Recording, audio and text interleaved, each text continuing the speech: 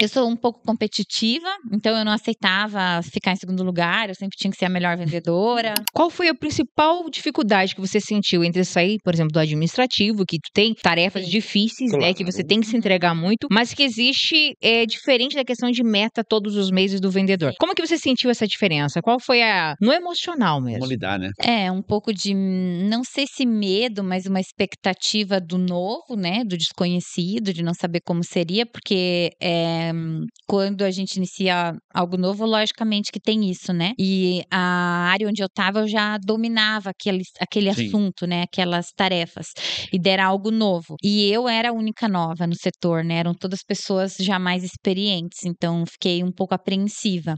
Mas fiquei bem motivada por essa chance de poder eu fazer o meu salário, de poder eu correr atrás das metas, de eu ter metas para cumprir, prêmios para alcançar e tal. E eu gostava muito dessa coisa do contato com o cliente. Eu lembro que na época eu trabalhava na expedição e aí eu criei uma regra, que o setor da expedição era só eu que comandava. Eu criei uma regra no meu setor. No meu setor. Que era entrar em contato com o cliente e passar o rastreio para ele. Não tinha, aí eu ligava e falava: "Oi, Rolliston, você fez uma compra aqui com a gente", porque não tinha WhatsApp naquela época, né? E aí eu gostava dessa parte, assim, então foi um pouco apreensivo. Medo eu não tive, assim, eu tinha um pouco de vergonha de ligar e tal, mas foi fácil lidar com as metas? De início, não, assim, porque, claro, é que eu fui muito bem tratada, assim, no lugar. Eu fui muito bem treinada, me colocaram como uma pessoa que tinha mais experiência para conseguir me dar esse suporte. Inclusive, foi uma pessoa que me ajudou muito, a Mari, uma antiga vendedora da empresa que eu trabalhava. Nossa, ela era mais velha que eu, assim, como se fosse minha mãe, tinha filhos da minha idade. Me ajudou muito, me deu muitas dicas, assim. Eu fiz vários cursos e eu lembro que depois que eu fazia os cursos, eu me lembrava que os conselhos que ela me deu na época, tinha nos cursos, sabe? Ela falava na linguagem dela, mas eu aprendi. Mas a transição pra mim, foi tranquila. A minha experiência foi bem tranquila pelo meu jeito desinibido. Eu tinha um pouco de timidez, as primeiras ligações, assim, normal e tal. Normal. Mas foi bem tranquilo, assim. Eu sou um pouco competitiva, então eu não aceitava ficar em segundo lugar, eu sempre tinha que ser a melhor vendedora. Não percebemos isso nunca. É uma novidade, é uma novidade. Se tinha uma meta, eu não aceitava não bater a meta, assim, eu sempre queria ir além, assim. E eu sou... O sanguíneo tem essa característica, né, de, tipo, dar o máximo, se der, ok, se não der, também vamos pra frente que tem outra. Bola, então, isso aí. de não ficar sofrendo, né?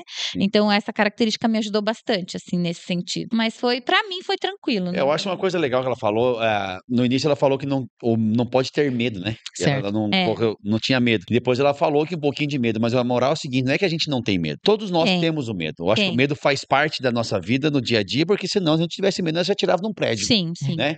O medo faz a gente ficar mais prudente, né? Então, assim, a diferença é vencer o medo.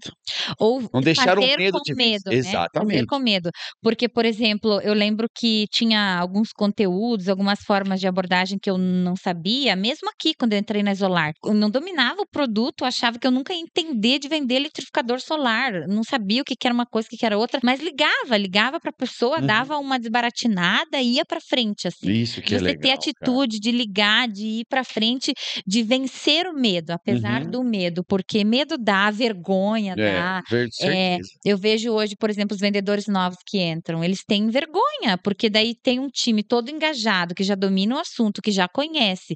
Tem o cordeiro que domina de cerca elétrica. E como que eu vou na frente do cordeiro explicar sobre cerca elétrica pra alguém? Ai, meu Deus. É normal, né? Então, mas apesar do medo, ir com o medo. Eu lembro que quando eu peguei esse feeling, assim, de falar como um especialista na hora da venda, falar assim, eu entendo desse produto e é isso que ele apresenta, é nisso que ele é bom, dá uma virada de chave. Do assim. produto, né? Isso é interessante, porque eu também passei por isso, né? Como a gente liga por telefone, a importância de, primeiro você tem que fazer. Com medo, sem medo, com a cara vermelha, eu tremia nas primeiras vezes, a minha voz fazia, sabe? Né? Eu teve uma vez que fiquei com tanta... Eu não conseguia falar. E aí eu desliguei o telefone e depois liguei de volta, caiu a ligação. Não caiu a ligação, eu que desliguei. Claro. Então, assim, primeiro tu tem que realmente fazer, né?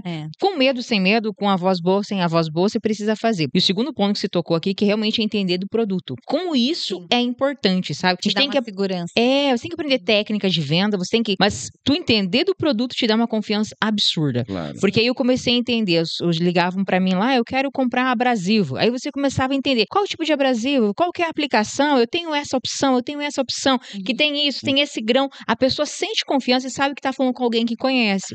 Principalmente nós, né, trabalhávamos no mercado que era muito tomado por homens mesmo, né? Na cerca elétrica eu senti isso, assim, bastante, porque eu lembro que no início que a gente começou a vender para pessoa física, para consumidor, né? Eles falavam, eu queria falar com um técnico que entende do assunto. O técnico sou eu. Até ele ver que eu entendia do assunto, que eu dominava, que eu falava plausíveis, aí ele ia se soltando, né? quando passava confiança, né? Mas para isso precisa realmente conhecer o produto, senão estudar, você não consegue. né? E principalmente não a parte física do produto. O celular é preto, tem 3 câmeras, isso aqui não é. Aonde o teu produto é aplicado. A Rod acabou de falar uma coisa muito verdade.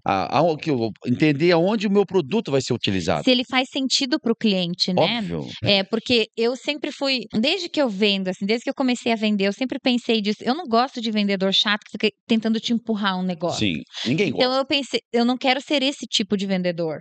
E aí, nesse sentido, eu sempre penso assim: o meu produto realmente é para o meu cliente? Faz sentido para ele? Vai ajudar ele no que ele tá buscando? O que ele tá buscando, o meu produto vem de encontro? Hoje eu falo com a galera isso, assim: entenda o que o teu cliente tá querendo. Se o produto faz sentido para ele, vai solucionar o problema dele, ok. Sim. Se não faz, cara, tem milhões de pessoas que precisam do meu produto. Eu posso vender para milhões de outras pessoas. Eu não preciso ser aquela pessoa, aquela venda assim, empurrada, assim, que aí você não ganha o cliente, você ganha alguém que vai se decepcionar porque o teu produto não vai atender a pessoa, ela vai se decepcionar, ainda é capaz de falar mal do teu produto, não porque o teu produto é ruim, mas porque não resolveu o problema dela, porque não era a solução pro problema dela, né? E agora uma coisa importante, porque assim, cara, vender é um mundo, né? E é uma coisa monstruosa, assim. A gente é apaixonada por isso porque, primeiro, que abre portas absurdas, né, Joyce? Nós vamos tocar nesse ponto, assim, na virada da vida da gente, quando a gente começa a vender. Mas agora tu falou uma coisa importante, vamos pra parte técnica primeiro, né? Eu não posso empurrar pro cliente, mas como que eu sei que ele é o cliente ideal? Perguntando. Perguntando, eu tenho que conhecer quem é o meu cliente ideal.